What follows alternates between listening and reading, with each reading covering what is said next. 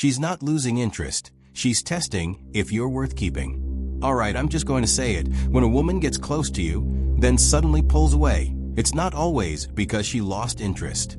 Sometimes it's a calculated move. Yeah, I said it.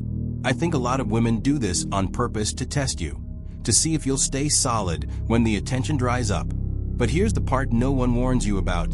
There's one reaction most men give in this moment that instantly destroys attraction, and they don't even realize they're doing it. I'll tell you exactly what it is before we're done. And before you call it manipulative, ask yourself, isn't that just human nature's way of filtering out the weak? Some men will panic and chase harder. Others will stand their ground and instantly become more attractive. Which one are you? And more importantly, do you think this is instinct or just a game? You've been here before, even if you don't realize it. It starts with the rush, the messages every morning, the way she lights up when you walk into the room, the constant little touches and laughs. She looks at you like you're the only man in the world. And for a while, you believe it. But then something changes. It's not dramatic at first. Maybe she takes longer to reply to your messages. Maybe she's too tired to hang out. The warmth that once pulled you in now feels like it's slipping through your fingers. And here's the worst part. You can't even pinpoint when it started. I want to tell you a story. It's about a guy I'll call Daniel. When Daniel met Mia, it was electric. They met at a friend's barbecue, and from that day on, they were inseparable. She texted him constantly. She wanted to see him almost every day. She even told her friends, "This man is different." And Daniel? He felt like he'd finally won the lottery. For the first 2 months, everything was perfect. Until it wasn't. It began with small things. Mia stopped laughing at all his jokes. She didn't hold his hand as much. One night, instead of curling up next to him on the couch, she sat at the other end, scrolling through her phone. Daniel brushed it off at first. She's just tired. She's stressed. It's nothing. But deep down, his gut knew something was off. That's when he made the mistake most men make. Instead of staying grounded, he started chasing. He texted her more. He double-messaged when she didn't reply. He asked if something was wrong, not once, but 5 times in one day. And the more he reached for her, the further she drifted. Here's the thing most men miss. This moment, the one where she starts acting distant, it's not unique to Daniel. It's not unique to Mia. It happens in almost every relationship, especially in the early stages. You see, women, whether they're conscious of it or not, go through emotional rhythms. In the beginning, her excitement is sky high. She's all in. But over time, her brain and emotions shift into a different mode. Sometimes it's because she's getting comfortable. Sometimes it's because she's wondering if what she feels is real or just the rush of newness. And sometimes, yes, it's because she wants to see how you react when she's not showering you with attention. The problem? Most men take this shift personally. They think she's losing interest. I need to fight for her attention. And so they overcompensate. They send more texts, plan more dates, make more compliments. But instead of reigniting the spark, they smother it. Daniel fell into this trap. The more he tried to win her back to that initial high, the more Mia felt pressured, and the more she pulled away. What Daniel didn't understand, what most men don't understand, is that her distance wasn't necessarily a sign of rejection. It was part of a cycle she didn't even realize she was in. Think about it. When someone is always available, always eager, always responding instantly, it's comforting. Yes, but it also removes the sense of anticipation. And anticipation is one of the strongest drivers of attraction. Without it, things can start to feel flat, not because the person changed, but because the emotional rhythm hit a dip. Now here's where it gets tricky. Women often don't plan this out. They don't wake up and say, "I'm going to act distant today to test him." No, it's usually subconscious. It's a mix of emotional pacing, comfort levels, and yes, a quiet curiosity about whether your interest is built on true confidence or just the thrill of constant validation. And here's the kicker. If you handle this wrong, you can destroy the attraction completely. If you chase, plead, or pressure, you're signaling that her attention controls you. But if you stay calm, grounded, and secure in yourself, you send a completely different message. I enjoy you. but I'm fine with or without constant reassurance. Daniel eventually learned this, but not before making a few painful mistakes. One day, after sending yet another "Are we okay?" message, Mia replied, "You're making me feel suffocated."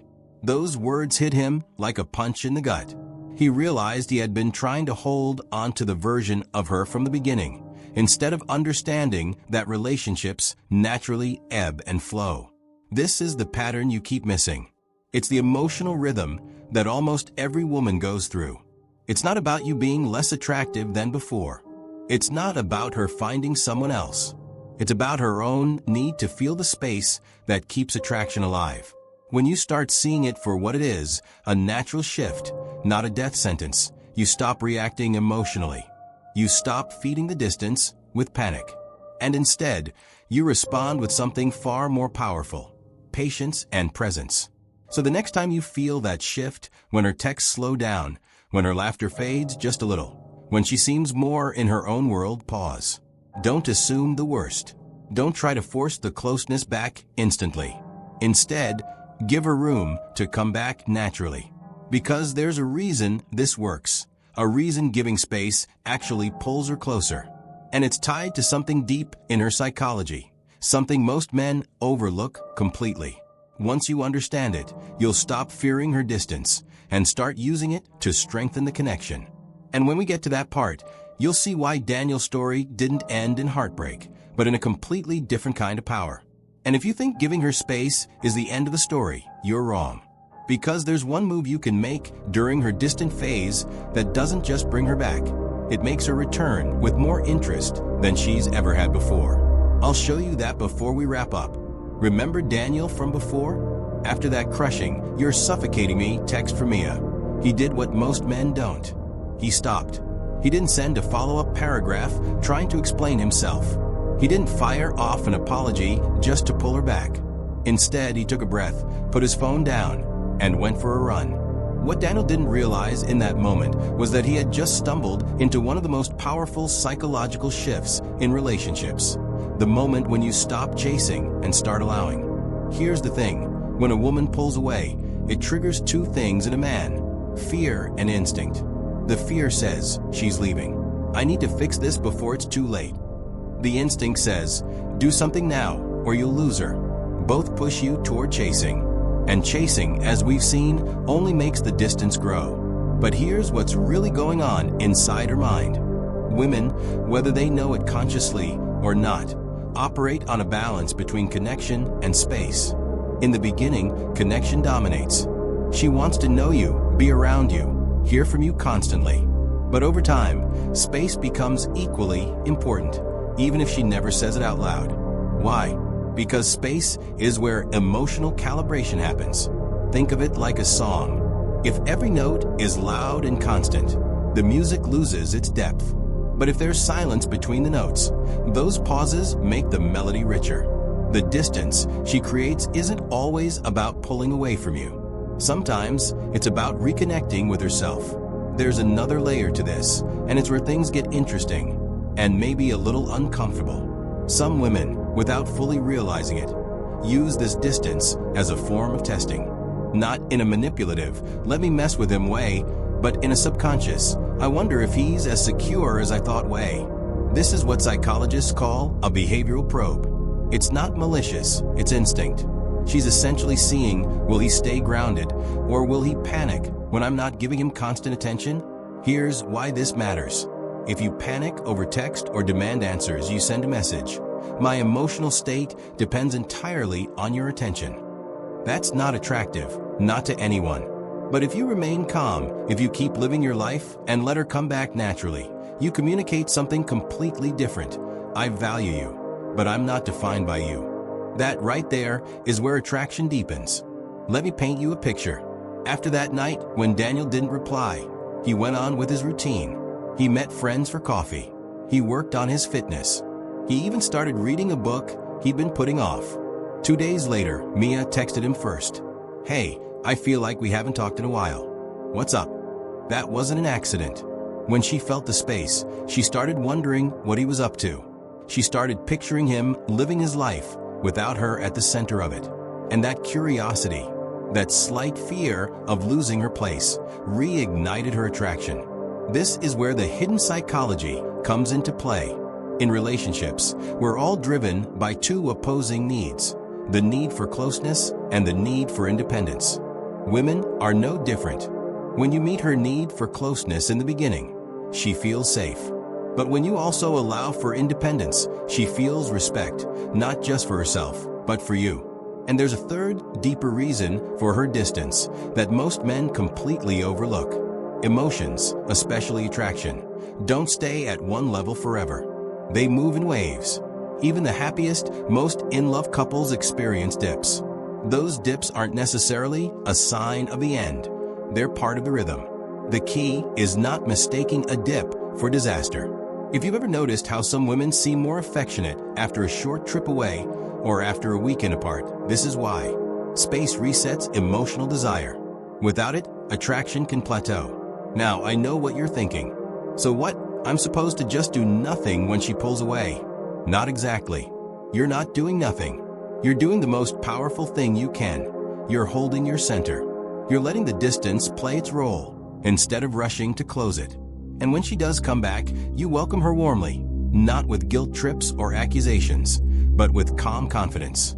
Daniel learned this the hard way. In the past, he would have tried to fill every silence with reassurance, every pause with conversation. But once he understood the rhythm, once he realized that space was not the enemy, he started to see the entire relationship differently. The best part? The next time Mia had one of her quiet phases, Daniel didn't flinch. He didn't take it personally. And sure enough, within a few days, she was back, more affectionate than before. Why? Because the space gave her a chance to miss him. And here's your curiosity loop for the next part. Because while giving her space is powerful, there's an even bigger reason it works, something deeply rooted in the way human attraction is wired. In part 4, we're going to break down the Stoic response that flips the script. And I'll show you exactly how to handle these moments so they actually increase her attraction instead of killing it. Once you learn that, you'll stop dreading the distance and start using it to your advantage. In part 3, we uncovered the hidden psychology behind her sudden distance, how it's often less about losing interest and more about emotional rhythm, space, and even subconscious testing. Now, it's time to talk about what you actually do in that moment. Because knowing why it's happening is only half the battle. The real power comes from how you respond. Let's go back to Daniel.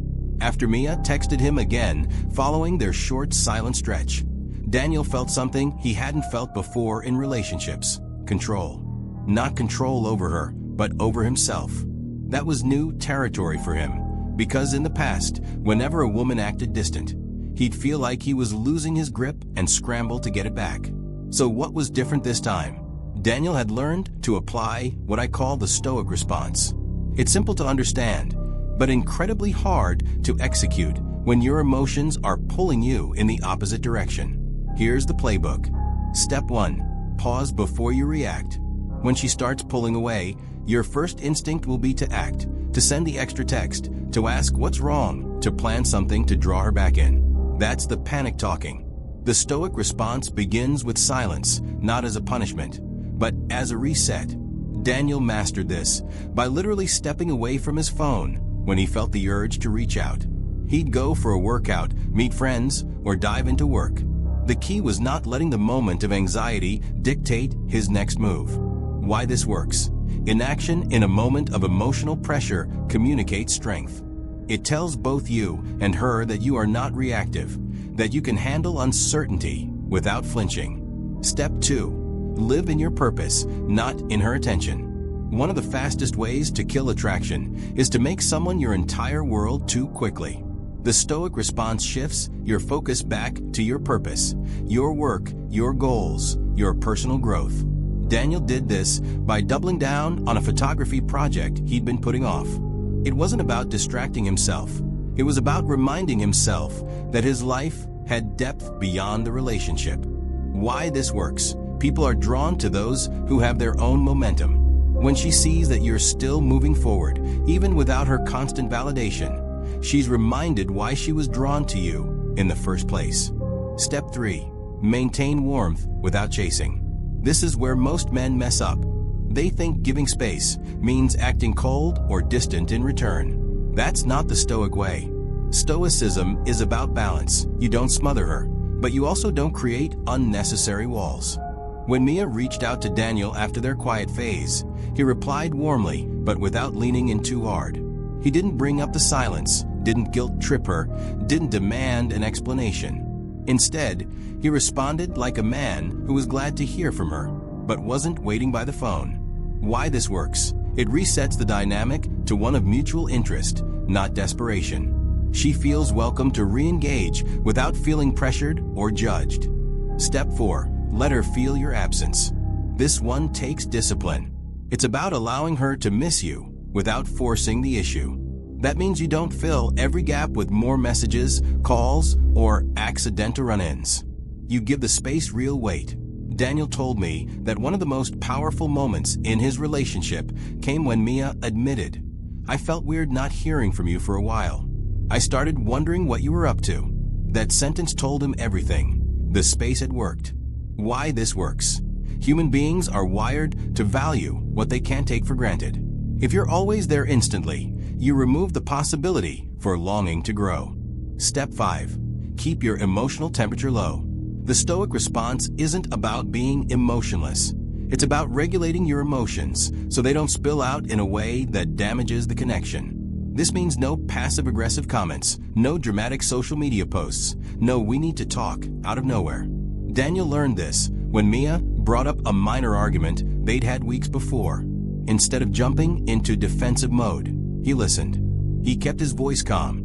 And because he didn't escalate, the conversation stayed constructive instead of turning into a fight. Why this works? Emotional self-control is deeply attractive. It signals maturity, stability, and trustworthiness. When Daniel began responding this way, something shifted permanently in the dynamic. Mia's moments of distance became shorter and less frequent. And more importantly, Daniel stopped living in fear of them. He knew he had a framework, a way to handle it without losing himself. But here's the real takeaway. The Stoic response isn't just about getting her back in the moment. It's about setting a tone for the entire relationship. A tone where attraction is fueled by mutual respect, where space is not a threat, and where your sense of self doesn't rise and fall with someone else's attention. When you can do that, you stop trying to force closeness and instead create the conditions for closeness to grow naturally. The next time you feel that shift, when her energy dips, when she's more reserved, when the conversations get shorter, remember Daniel. Remember that the space is not your enemy. And remember that every time you react with patience instead of panic, you're reinforcing your position as a strong, grounded, attractive man. Because in the end, she doesn't want a man who chases every time the wind changes. She wants a man who can stand firm in himself, no matter the weather. What if I told you that sometimes her distance is actually a sign she's more invested than ever? And that if you respond correctly, it can launch the relationship to a completely new level of attraction. In the final part, we'll unpack that twist, and you'll see why what looks like rejection can actually be the beginning of something stronger. Up until now, we've treated her distance like something to manage, survive, or even strategically reverse. But here's the twist. Sometimes, that distance is not a sign of fading interest. It's actually a sign of deepening investment. Let me explain. When a woman starts pulling away after getting close, we've been conditioned to think it's the beginning of the end. That's the fear talking. But in reality, many women go quiet or create space right after they feel themselves getting too emotionally attached. It's a self-protection instinct. Think about it. The closer she feels, the more vulnerable she becomes. And vulnerability is scary, even for the most confident person. Mia told Daniel this exact thing months later. "I realized I was catching feelings faster than I expected, so I pulled back. It wasn't about you. It was about me needing to make sure I wasn't losing myself." That blew Daniel's mind. All that silent frustration, all those overthought text messages, and the entire storm in his head, and it wasn't about him at all. If you can recognize that her distance might be a sign she actually cares more, you stop responding with panic and start responding with patience. Here's the paradox. Men who treat her distance as an emergency usually confirm her fears. They rush in, overwhelm her, and make her feel like she's losing her freedom. Men who treat her distance as part of a natural rhythm send a completely different message. I'm here, I'm solid, and I'm not threatened by your space. And that's magnetic. So how did things end for Daniel and Mia? After their first distance phase, Daniel applied the Stoic response we talked about in part 4. He gave her space without pulling away completely. He stayed warm, stayed grounded, and stayed in his own lane. When Mia came back, and she did, the bond between them was stronger than before. Why? Because she saw that Daniel wasn't just fun when things were easy. He was steady when things were uncertain. That's the kind of presence that builds long-term trust and attraction. Here's the mindset shift to tattoo in your brain. Her distance is not always about rejection. Sometimes it's about her processing emotions, protecting herself, or testing the strength of the connection. Your job is not to fix the space. Your job is to handle it in a way that keeps your dignity, maintains attraction, and proves that you are a man who can handle emotional shifts without collapsing. When you can do that, you stop living in fear of losing her and start living in a way that naturally draws her closer. So here's my challenge to you. The next time you feel that gap forming, whether it's with someone you've been dating for weeks or years, resist the urge to fill it instantly. Instead, breathe. Stay grounded. Focus on your own momentum. Keep the door open, but don't stand in it. Then watch what happens. For a lot of you, this one change will completely transform how women respond to you. Not because you've learned some magic line, but because you've learned something rarer: emotional self-control. Now, I want to hear from you. Have you ever been in that situation where someone pulled away right when things were going great? How did you handle it? And do you think you handled it well? Drop your story in the comments. You might find out that your experience is way more common than you think. And here's the kicker. In the next video, we're going even deeper. Because there's one tiny thing most men do during her distant phase that they think is harmless, but it actually destroys attraction faster than anything else. It's not chasing. It's not begging. It's something subtle that happens in the way you talk to her. And once you see it, you can never unsee it. So if you want to make sure you're not accidentally killing her desire without even realizing it, watch for that upload. It's going to change the way you communicate forever.